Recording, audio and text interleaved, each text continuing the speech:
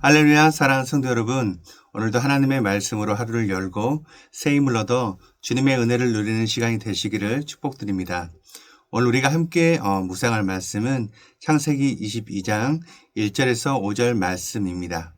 그 일 후에 하나님이 아브라함을 시험하시려고 그를 부르시되 아브라함아 하시니 그가 이르되 내가 여기 있나이다. 여호와께서 이르시되 내 아들 내 사랑하는 독자 이삭을 데리고 모리아 땅으로 가서 내가 내게 일러준 한 산 거기서 그를 번제로 드리라. 아브라함이 아침에 일찍이 일어나 나귀의 안장을 지우고 두 종과 그의 아들 이삭을 데리고 번제에 쓸 나무를 쪼개어 가지고 떠나 하나님이 자기에게 일러주신 곳으로 가더니 제3일에 아브라함이 눈을 들어 그곳을 멀리 바라본지라. 이에 아브라함이 종들에게 이르되 너희는 나귀와 함께 여기서 기다리라. 내가 아이와 함께 저기 가서 예배하고 우리가 너희에게로 돌아오리라 하고. 사랑하는 성도 여러분, 오늘도 하나님의 말씀 앞에 함께 머무를 수 있어서 너무나 감사가 됩니다. 오늘은 믿음의 조상 아브라함에 드러난 말씀을 우리 함께 살펴보고자 합니다. 오늘 본문 창세기 22장은 하나님이 아브라함을 시험하시려고 이렇게 시작을 하고 있습니다. 우리는 본문을 읽기 시작하면서부터 이것이 단순한 사건이 아닌 하나님의 시험이라는 것을 우리는 알 수 있습니다. 하지만 아브라함은 그 사실을 알지 못한 채 이 여정을 시작하고 있습니다.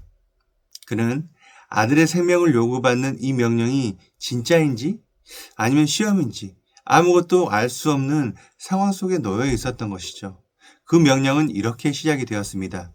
너의 아들, 너의 사랑하는 독자 이삭을 데리고 내가 일러준 한 산에서 그를 번제로 드려라.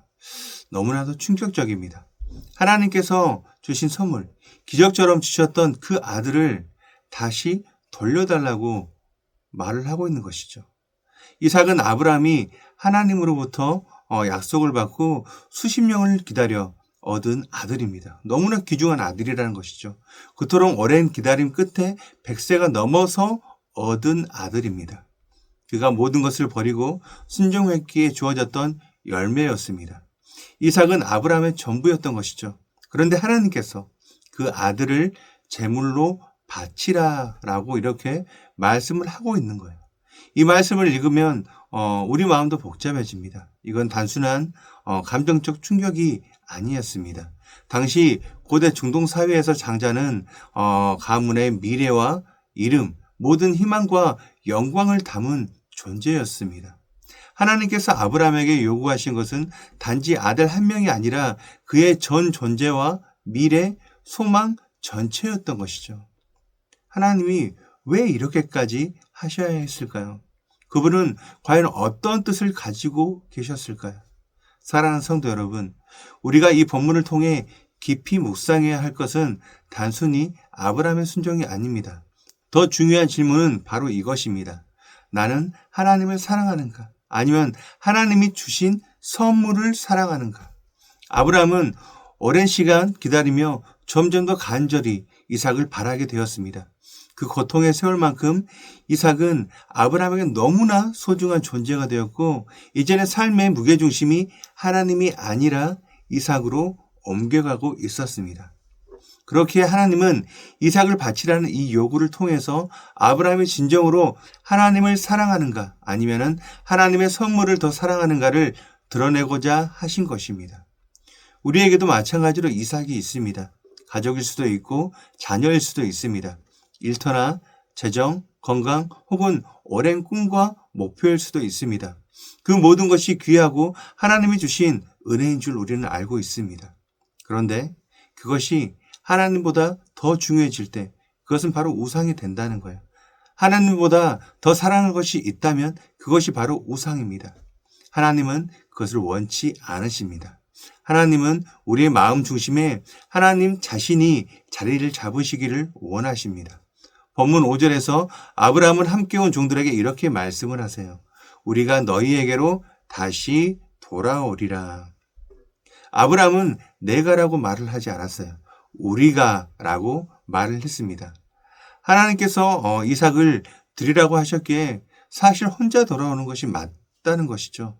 하지만 아브라함은 하나님이 어떤 방법이로든 다시 아들을 돌려주실 것, 그것을 믿었습니다. 어떻게 될지는 알 수 없습니다. 하지만 그동안에 경험했던 하나님을 통해서 하나님은 선하시고 하나님은 신실하시며 반드시 길을 예비하실 것이라는 그 믿음의 신뢰가 있었던 것이죠. 결국 아브라함이 칼을 들고 이삭을 제단 위에 올리는 그 순간 하늘에서는 하나님의 음성이 들렸습니다. 그 아이에게 손을 대지 말라. 이제야 너가 하나님을 경외하는 줄을 아노라. 그리고 수풀에 걸린 순양을 통해서 하나님께서는 제물로 예비하신 것을 보게 됩니다. 아브라함은 그 자리에 제단을 쌓고 이렇게 고백을 하죠. 여호와 이레. 주님께서 예비하신다는 고백입니다. 주께서 준비하셨습니다. 사랑하는 성도 여러분, 이 사건은 단순히 과거의 순종에 대한 내용이 아닙니다. 믿음의 여정 속에서 우리는 종종 광야를 지나야만 한다는 것이죠. 우리의 삶 속에서도 끊임없이 하나님과 우리가 사랑하는 것, 그 사이에 충돌이 일어나게 된다는 거예요. 직장에서든 학교에서든 관계에서든 우리가 사랑하고 붙들고 싶은 것을 하나님께서 내려놓으라고 하실 때가 있습니다. 내가 붙들고 싶은 것들을 내려놓아야 하는 그 순간이 찾아온다는 거예요. 그 순간이 하나님과의 관계를 다시 정돈하는 기회가 됩니다. 그때 우리의 반응이 바로 우리의 진짜 믿음의 온도가 된다는 것이죠. 지금 내가 내려놓지 못하고 있는 이삭은 과연 무엇일까요? 내가 너무나 의지하고 있는 사람? 절대 포기할 수 없다고 생각되는 그 자리. 하나님보다 더 중요하게 여기는 그 어떤 가치. 하나님의 뜻을 따르기 위해 기꺼이 손해를 감수할 준비가 되어 있는지? 만약 그게 어렵다면 그 자리가 우리의 가짜 신, 즉 우상이 되어 있는 건 아닐까요? 그것을 내려놓을 수 있어야만 우리는 다시 하나님을 제일 사랑하는 그 자리로 돌아갈 수 있게 됩니다. 아브라함처럼 우리도 광야를 걷게 됩니다.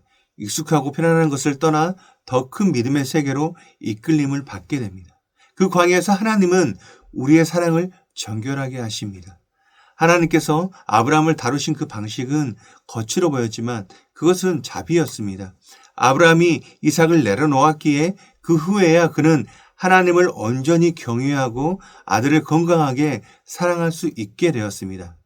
그리고 우리는 이 아브라함의 사건이 장차 오실 예수 그리스도의 그림자였음을 우리는 분명히 기억해야 합니다.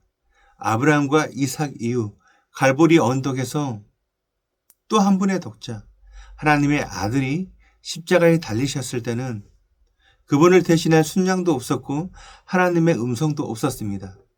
아브라함이 이삭을 내려놓았을 때는 결국 이삭을 살려주셨고 축복을 해주셨습니다. 하지만 하나님께서는 독생자 예수를 살려주시는 것이 아니라 죽음으로 이끄셨고 주님은 온몸으로 하나님의 진노를 감당하시며 그 죽음을 받아들이셨습니다. 하나님께서는 침묵하셨고 그 침묵 속에서 우리를 위한 구원의 길이 열렸습니다. 로마서 말씀입니다. 자기 아들을 아끼지 아니하시고 우리를 위해 내어주신 이가 어찌 그 아들과 함께 모든 것을 우리에게 주시지 아니하겠느냐. 이 놀라운 사랑을 하나님께서 보여주셨습니다. 사랑하는 성도 여러분, 이 사랑을 받은 우리에게 우리가 하나님보다 더 사랑하게 여기는 것이 있다면 그 이삭을 주님 앞에 다시 내려놓길 바랍니다. 그리고 하나님을 우리의 마음의 첫 자리에 다시 모시게 되길 바랍니다. 하나님께서는 반드시 예비하시고 우리를 인도하실 것입니다.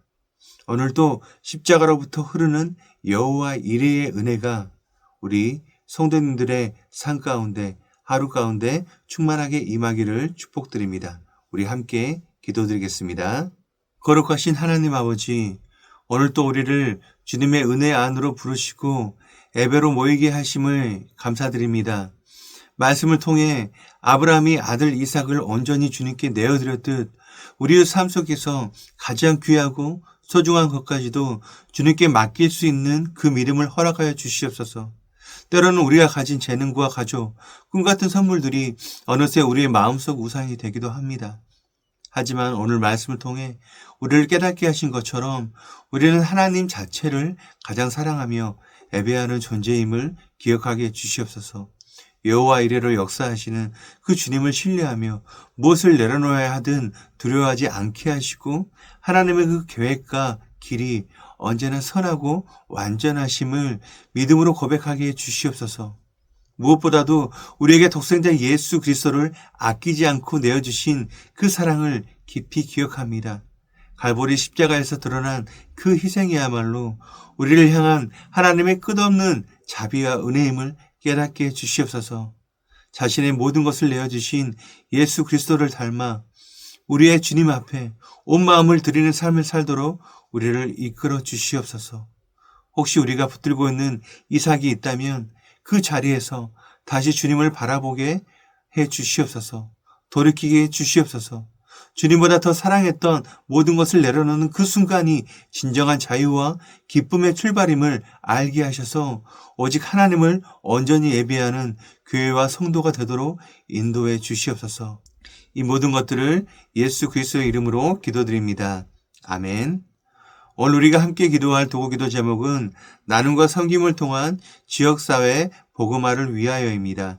첫째로 카페 사역을 통한 지역사회 섬김을 위하여 카페 쿰트를 찾는 여러 불신자들이 카페를 통해 쉼을 제공받고 카페가 복음을 전하는 접촉점이 될 수 있도록 기도해 주시기 바랍니다. 두 번째로 지역사회가 필요로 하는 사역을 통한 복음화를 위하여 우리 교회가 지역사회에 꼭 필요한 선한 이웃이자 사랑이 넘치는 좋은 이웃으로 지역사회를 섬길 수 있도록 기도해 주시기 바랍니다. 이어서 육신의 질병으로 고통받고 있는 교회 식구들, 경제적 어려움을 겪는 식구들, 타지와 타국에 있는 식구들, 군 복무 중인 청년들, 우리 교회 다음 세대를 위해 기도하시기 바랍니다. 또한 나라와 민족을 위해서 한국교회와 세계 선교를 위해서 기도하시기 바랍니다. 끝으로 오늘도 주님과 깊이 교제하시는 하루가 되길 소망하며 각자의 기도 제목을 놓고 기도하시겠습니다.